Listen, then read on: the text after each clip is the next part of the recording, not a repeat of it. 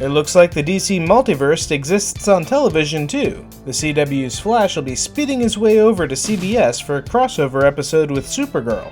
A crossover between the two shows has long been anticipated, considering that CBS Television owns the CW and both shows are produced by Greg Berlanti and Andrew Kreisberg.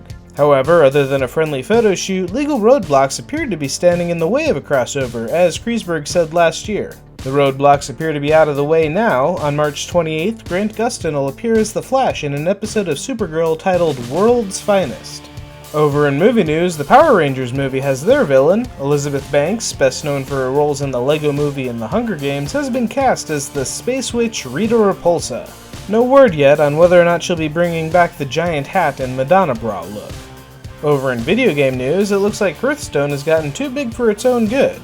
As more expansions add new cards to the game, Blizzard has announced that they will be separating the game into Standard and Wild rules. Standard format will continually cycle out the oldest expansions in the game on an annual basis, which means that at the start of the 2016 season, only cards introduced in 2015 or later will be legal to play in Standard decks, with the exception of cards from the base set. However, if you're not willing to give up your Goblins vs. Gnomes cards quite yet, there is the Wild format, which, as its name implies, is an anything goes format.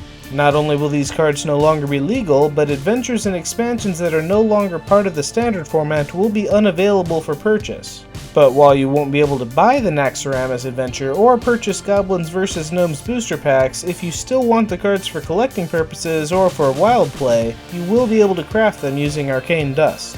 And finally, Super Smash Bros. Received their final 2 DLC characters this week. Bayonetta and Corrin rounded out the roster of fighters, bringing the final total up to 58. Since its release in 2014, Nintendo has introduced 7 additional fighters along with 9 extra stages to the game. And while this may be the end of DLC for now, rumor has it that we may get some new Smash Bros. News sooner than expected. Industry analyst Dr. Serkan Toto has said that Bandai Namco is working on Smash Bros. As a launch title for the Nintendo NX, so get ready to open those wallets all over again. And that brings us to this week's awesome video. In honor of the upcoming release of the Deadpool movie, here's Bat in the Sun introducing Deadpool, among others, to 2 Power Rangers in a waiting room.